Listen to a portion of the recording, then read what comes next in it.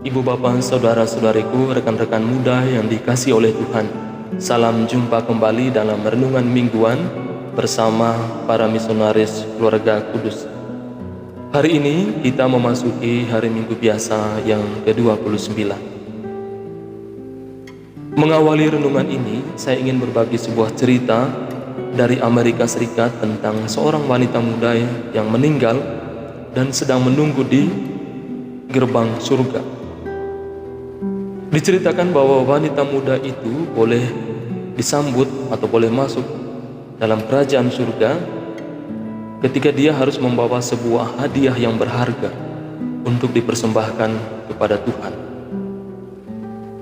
Wanita muda ini akhirnya membawa $2 juta ke hadapan Santo Petrus.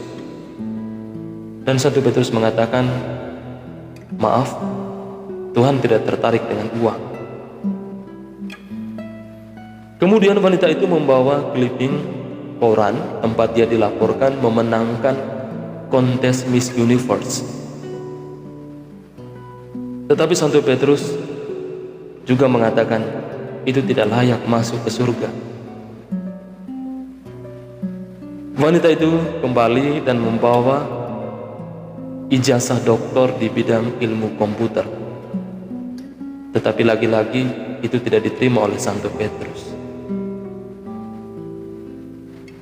Lalu terakhir, dia memutuskan untuk pergi ke ruang pengakuan di Katedral New York. Setelah dia keluar dari ruang pengakuan, dia duduk di sebuah taman dan menangisi dosa-dosanya. Dia kemudian mengambil air matanya dan membawanya ke Santo Petrus. Santo Petrus kemudian menyambut dia dengan sukacita dan berkata, "Sekarang bisa bahagia selamanya di surga." Nah, para saudaraku yang terkasih dalam Tuhan, cerita ini sebetulnya dekat sekali dengan kehidupan kita. Artinya apa? Artinya saya dan Bapak Ibu sekalian berpotensi untuk menjadi orang hebat, berpotensi untuk menjadi terkenal, berpotensi untuk duduk di jabatan-jabatan penting dalam kehidupan. Tetapi pertanyaan kita sekarang adalah, siapa yang terbesar dalam kerajaan surga? Atau saat ini saja kalau kita masing-masing bertanya, apakah saya spesial di hadapan Tuhan? Apakah Tuhan benar-benar membutuhkan saya? Atau seandainya sekarang kita berada di posisi-posisi yang penting, punya power, lalu kita bertanya sekarang, apa upahku nanti setelah saya melakukan ini semua di dunia? Jadi ini pertanyaan-pertanyaan kita yang membawa kita sampai pada pertanyaan, apa menjadi orang besar? Apa artinya menjadi orang terkenal? Nah, menarik para saudaraku yang terkasih dalam Tuhan,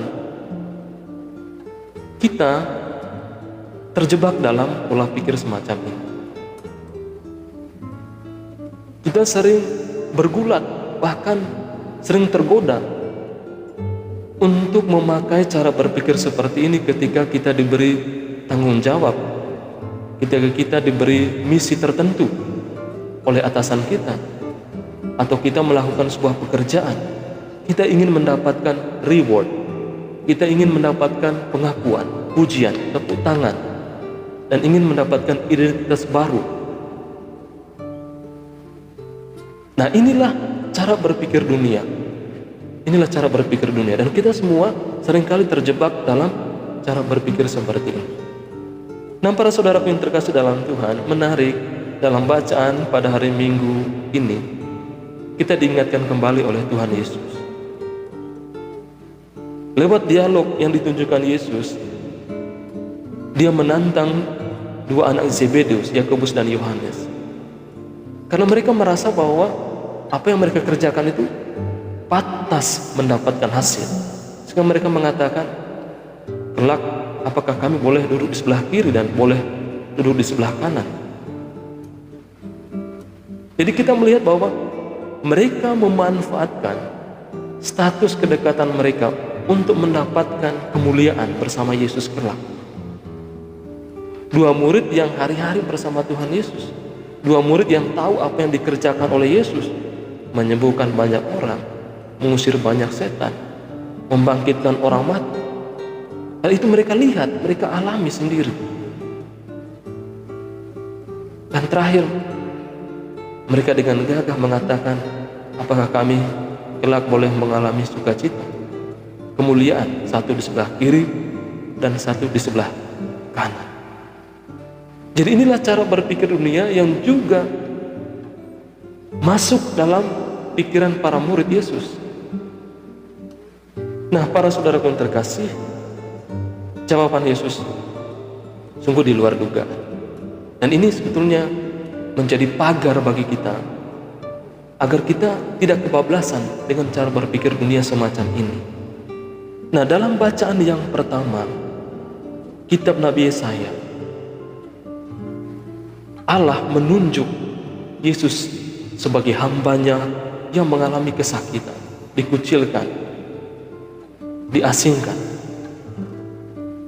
Demikian pun dalam bacaan yang kedua dalam kitab Ibrani, Yesus yang disebut sebagai Imam Agung yang turut merasakan kelemahan-kelemahan kita dan ia dicobai. Nah, kita melihat bahwa Yesus yang adalah anak Allah, status Imam Agung, justru dia tidak mengagungkan identitasnya itu dalam perjalanan misinya, dalam tugas-tugasnya. Ketika dia turun dan merawat orang-orang yang dipinggirkan, dia tidak mengatakan, saya anak Allah, kamu harus menghormati saya. Ini yang dikejar oleh Yesus. Maka para saudaraku yang terkasih dalam Tuhan, sekarang kalau kita ingin lebih dalam lagi bertanya, apa itu kebesaran? Kalau tadi kita dibantu bahwa kebesaran di mata dunia, ya kita punya power, punya kekuatan, atau punya posisi-posisi penting. Apa artinya menjadi orang besar di hadapan Allah? Ingat bahwa kebesaran itu adalah hadiah dari Allah, pemberian Allah, dan ini terbuka bagi siapapun. Kita punya kesempatan untuk mendapatkan itu, dan Allah memberikannya kepada kita semua. Dia masuk semua lapisan masyarakat dan siapapun. Kita bisa membayangkan, andai kata hadiah ini diperuntukkan bagi mereka yang hanya mereka yang penting atau orang-orang hebat, orang-orang terkenal, sedikit saja yang boleh mengalami kemuliaan bersama Tuhan. Tetapi karena ini adalah standar yang dipakai oleh Allah, pintu surga terbuka untuk semua orang, maka saya dan Anda punya kesempatan untuk boleh mengalami kemuliaan bersama Allah. Sekarang pertanyaannya bagi kita adalah, apa yang kita kerjakan? Nah, sebagaimana Yesus, dia menunjuk dirinya sendiri, dan dalam bacaan Injil disimbolkan dengan cawan. Cawan itu simbol pengorbanan. Artinya bahwa Yesus mengajar para murid dan juga kita semua bahwa untuk mengalami kemuliaan bersama Tuhan, dia menunjuk dirinya sendiri yang rela mati di kayu salib, berjalan bersamanya. Atau dalam bahasa Yesus saat itu, keberpihakan kepada orang yang lemah, atau mencari mereka yang tersesat, mereka yang dipinggirkan dalam kehidupan sosial. Maka pendek kata, saudaraku yang terkasih, untuk benar-benar duduk dalam kemuliaan Yesus, itu berarti berdiri untuk merawat orang lain, bahkan jika itu mengarah pada kematian. Artinya, Yesus menunjukkan dirinya sendiri bahwa untuk boleh mengalami kemuliaan, duduk di sebelah kiri, entah duduk di sebelah kanan, lihat saya, lihatlah diriku. Aku sudah menunjukkan, dan aku hadir di tengah dunia supaya setiap orang boleh mengalami keselamatan kelak. Maka para saudaraku yang terkasih dalam Tuhan, sekarang kita tahu bahwa misi kita sekarang bukan sekedar ingin mendapatkan imbalan, pujian, dan seterusnya. Tetapi jalan kebesaran bagi kita semua adalah turun untuk melayani dan melakukan hal-hal yang kecil, tetapi itu bermanfaat bagi banyak orang. Maka saya mengajak kita semua, para saudara yang terkasih, untuk menjadikan salib Tuhan Yesus sebagai pintu pertama kita untuk setiap tugas, untuk setiap misi kita dimanapun kita diutus. Saya yakin dan percaya, Bapak Ibu, rekan-rekan muda juga yang terkasih, dengan begitu banyak persoalan yang kita hadapi, tetapi jangan sampai lupa, jangan sampai kebablasan bahwa kita tidak berjuang untuk hal-hal yang duniawi. Kita berjuang bukan untuk mencari identitas duniawi, tetapi baiklah kita berjuang untuk identitas kelak di surga. Tuhan memberkati.